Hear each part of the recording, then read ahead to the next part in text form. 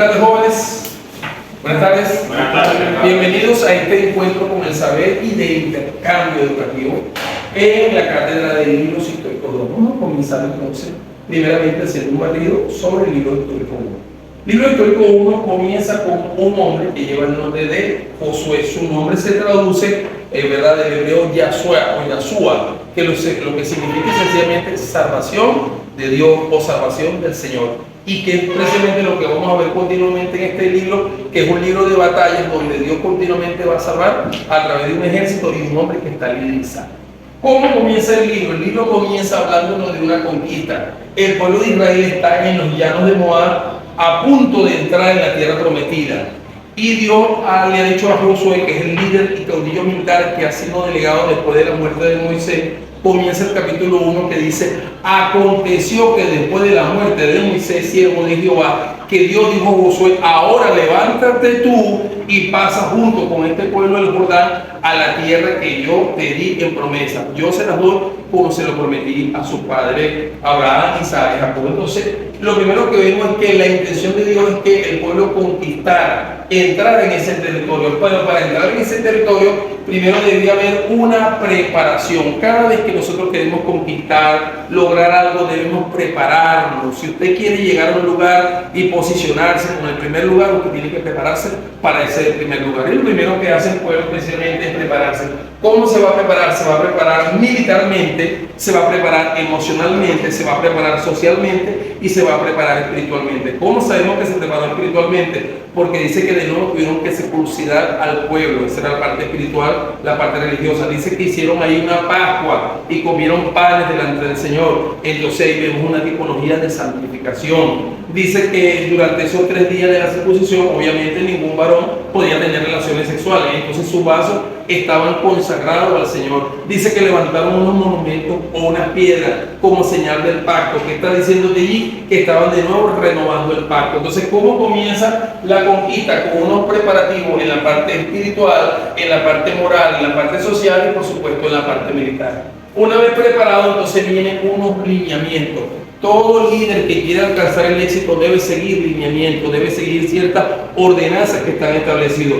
¿A quiénes se le dieron las ordenanzas? Al líder. De hecho, Dios es muy enfático con Josué. Dice que Dios le dijo, número 1, levántate. Entonces eso habla de una posición estoica, de estar firme, de ser consecuente con el que está hablando contigo. Y después le dijo, esfuérzate y sé valiente. En el capítulo 1, aproximadamente más de 4 veces se repite esa palabra. Mira que te mando a que te esfuerces y seas valiente. Pero no solamente se le manda a ser esforzado y valiente, también se le manda a ser obediente. Se le dice, cuida de poner por obra toda la ley, todas las ordenanzas que mi siervo Moisés te mandó. No te apartes de ella a la derecha, no te apartes de ella a la izquierda, porque entonces harás prosperar tu camino y todo te saldrá bien. Entonces Josué, tomando todas esas directrices a corazón entero, empieza a caminar en lo que Dios le dice. ¿Y qué va a acontecer? Que salen las primeras campañas militares y Dios empieza a entregarle la victoria. Cuando la gente camina en el orden, cuando la gente camina en santidad, cuando la gente camina en justicia, téngalo por seguro que tiene cielos abiertos. La Biblia dice que Jesús era obediente en todo cuando estuvo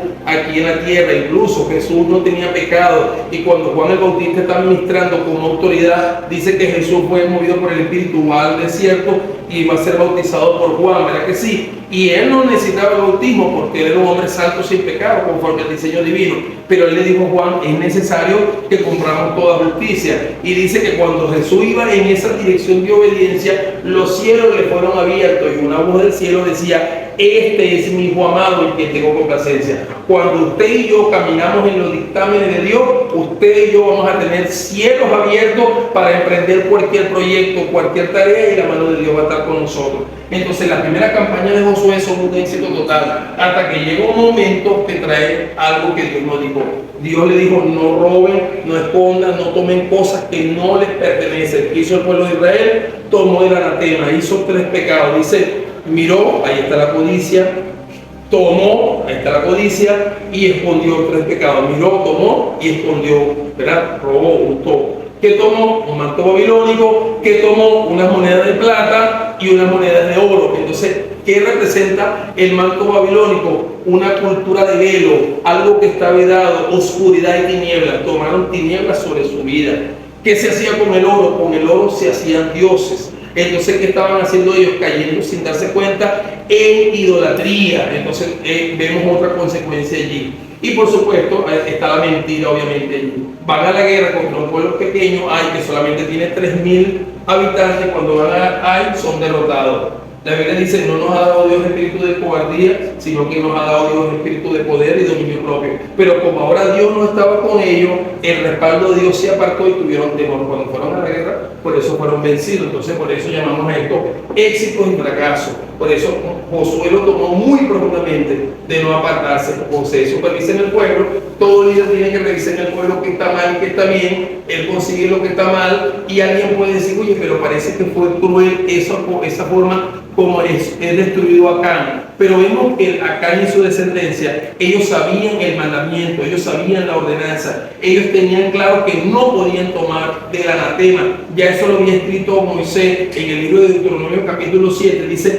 no traerás a tu casa lo que es el anatema, para que no haya maldición en tu casa. Entonces ya ellos lo sabían desde los tiempos de Moisés, y también Josué se los había dicho antes de entrar a la guerra. Entonces él no era libre de decir, yo no lo sabía. Número 2, también vemos otra cosa allí, que por culpa de lo que hizo Acán murieron muchas familias en Israel. Murieron 36 soldados, y producto de esos 36 soldados que murieron, detrás de esos soldados que había esposa, había hijos, había familia. Entonces 36 familias se enlutaron y el pueblo también se debilitó en la fe. Aparte de eso podemos ver otra implicación aquí. ¿Cuál es la otra implicación? Que dice en la escritura que cuando Josué los llamó, Dios le dijo, acércamelo. Y dice que los hizo acercar por familia, los hizo acercar por casa paterna, los hizo acercar por tribu y los hizo acercar por familia. Quiere decir que Acán tuvo 4 oportunidades de arrepentirse. Cuando lo llamaron por tribu, no salió a dar la cara. Cuando lo llamaron por familia, no salió a dar la cara. Cuando lo llamaron por casa paterna, no salió a dar la cara. Solo cuando la suerte cayó sobre él, ahí sí declaró el pecado. Por eso es que la Biblia dice que el que confiesa sus pecados y se aparta, alcanzará misericordia. Aquí no fue que él lo confesó,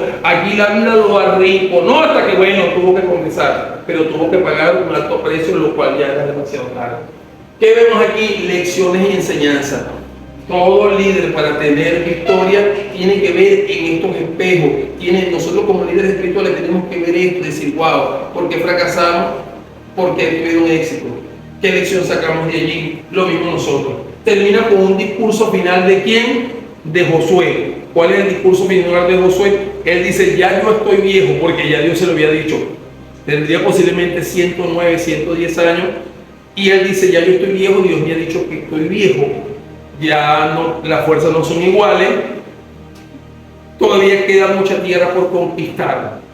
Y entonces en ese discurso le dice que Dios va a ir delante de ellos, pero que a Dios no se le puede servir con doblez, que a Dios no se le puede servir con agenda oculta, que a Dios no se le puede servir por apariencia, que a Dios tienen que serle fiel. Si ellos son fieles a lo que Dios le ha dicho, Dios va a ser fiel en cumplir las promesas, así como las cumplió con Josué. Pero que si ellos se apartan y apostatan, así como se apartaron en el anatema de Acán, Dios también los entregará y no podrán levantar la cabeza delante de sus enemigos. Entonces, ese era un anuncio profético de cómo obtener la victoria, pero también qué les podía pasar y cómo podían fracasar. Entonces, el discurso final de Josué es un discurso magistral que nos llama a nosotros a la reflexión de cómo debemos caminar en esta tierra.